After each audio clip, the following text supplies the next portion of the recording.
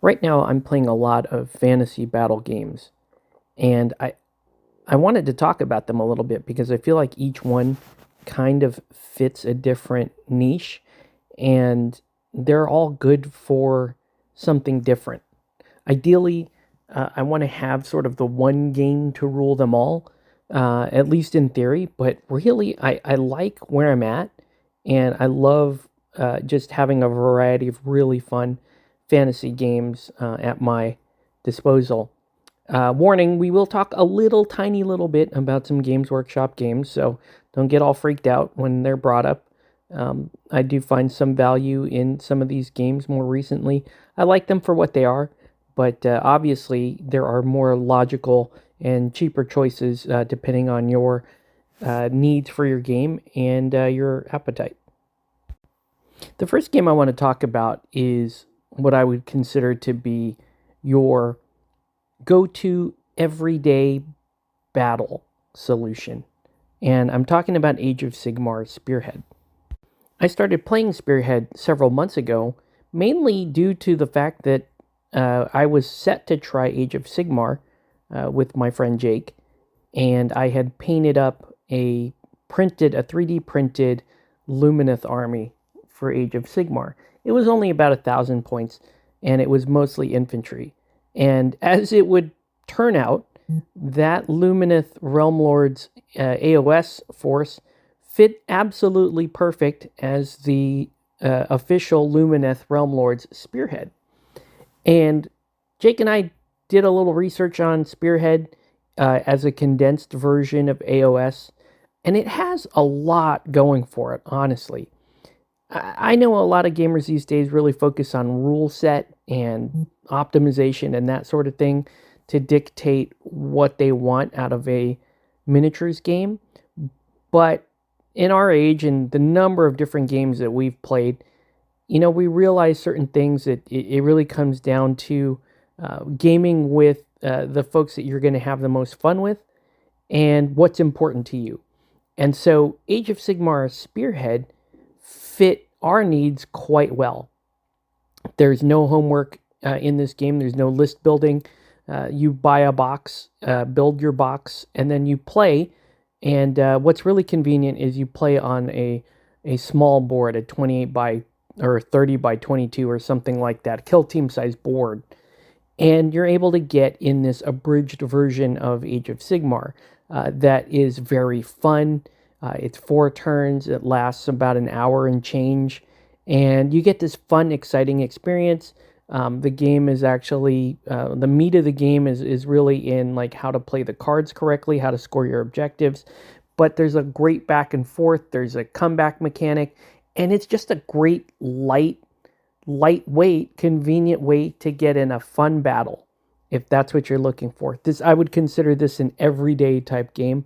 In fact, I play it with my son, who, dabbles in miniature gaming, but is really not very interested at all in a crunchy rule set. He just likes pushing his little dinos around and smashing my little elf heads with his dinos.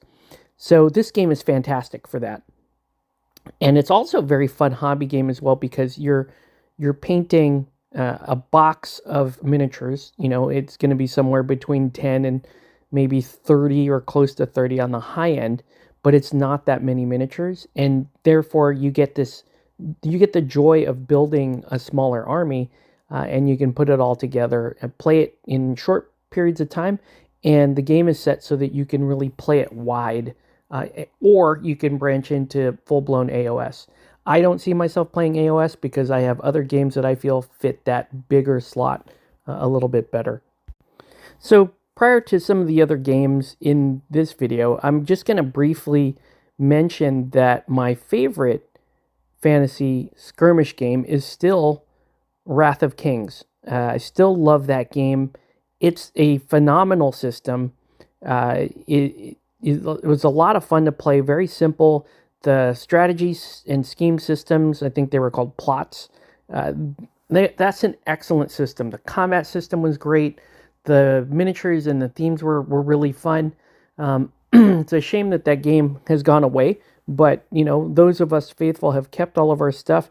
waiting for it to come back because, frankly, I still feel like that's the best compromise of rules for a fantasy skirmish game system of anything that we're going to talk about here.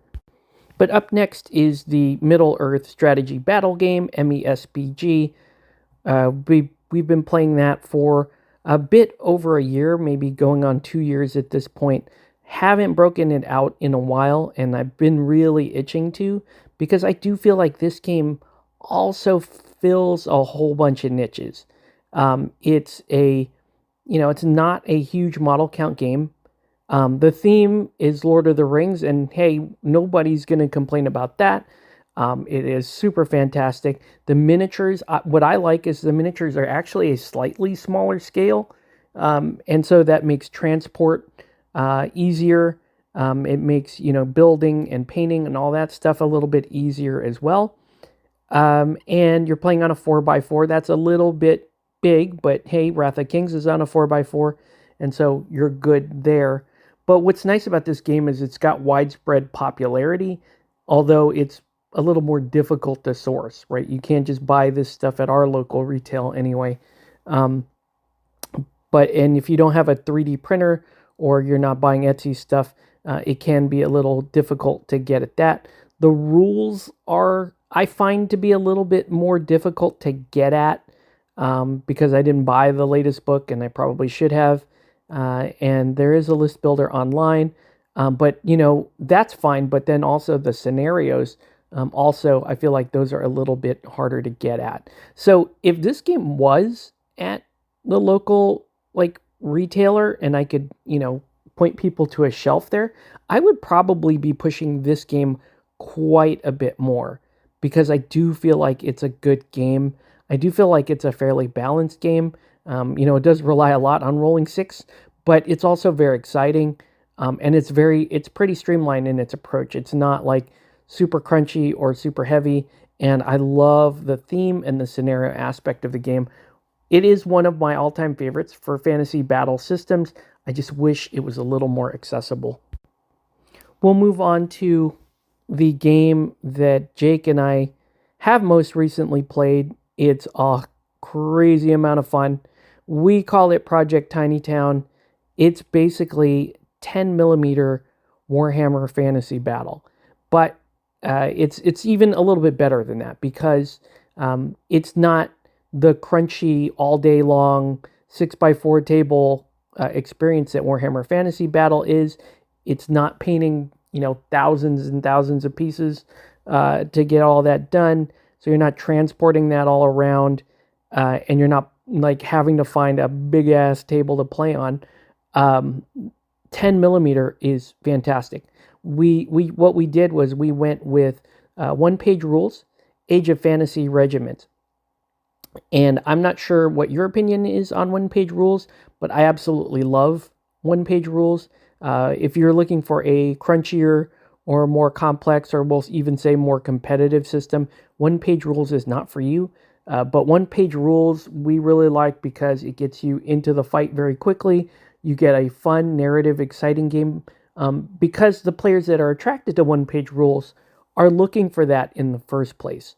So based on choosing a 1-page rule system, people know going in, you're not going to get this deep tactical experience. You're not going to play for the world championship of 1-page rules, although I'm sure at some point somebody will.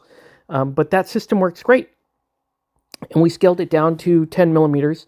And we're playing some campaign games very soon. And Jake actually went all out, and he's built a map for it. He's written out a whole customized set of rules based on Age of Fantasy Regiment, and we've also incorporated some changes we wanted to see in things like the magic system and that sort of thing.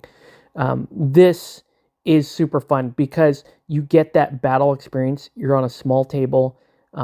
Jake has printed out a bunch of really, really nice terrain pieces, and he's painted them up, and we get that full aesthetic experience of a nice looking battle with fully painted minis, smacking each other across the board.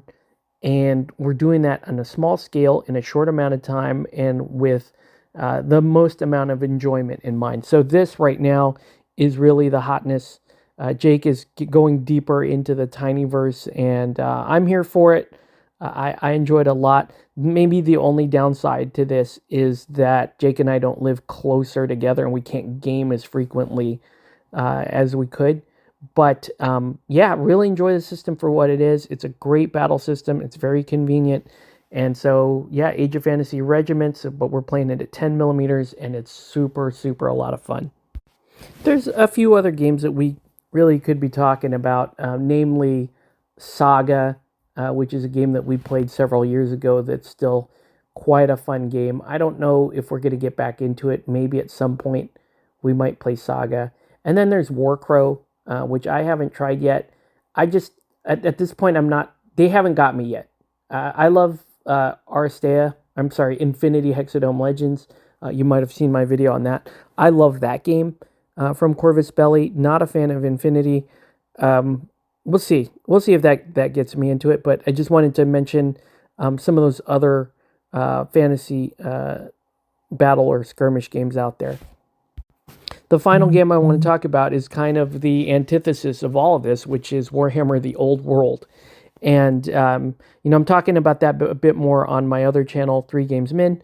And I won't talk about it here too much because it is an anomaly, right? It is the game that requires that you paint hundreds of miniatures. It is the game that requires that you read a 2-inch thick rule book with 9,000 rules, and it's crunchy as you'll ever imagine. And the list building approach is just excruciating for people like me.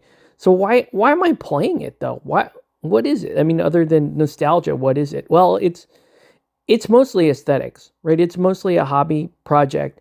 And my intent is to build that army for the enjoyment of building and painting a standing army and really enjoying how it looks, and maybe putting it on the battlefield a handful of times a year, and then just enjoying whatever happens after that. So I'll bring it up here. It's not going to be the game that I play with everybody. It's not the everyday fun game that Spearhead is. It's not the broad appeal, also very enjoyable system that MESBG is. And it's not the pure joy, nearly homebrew game that Tiny Town is.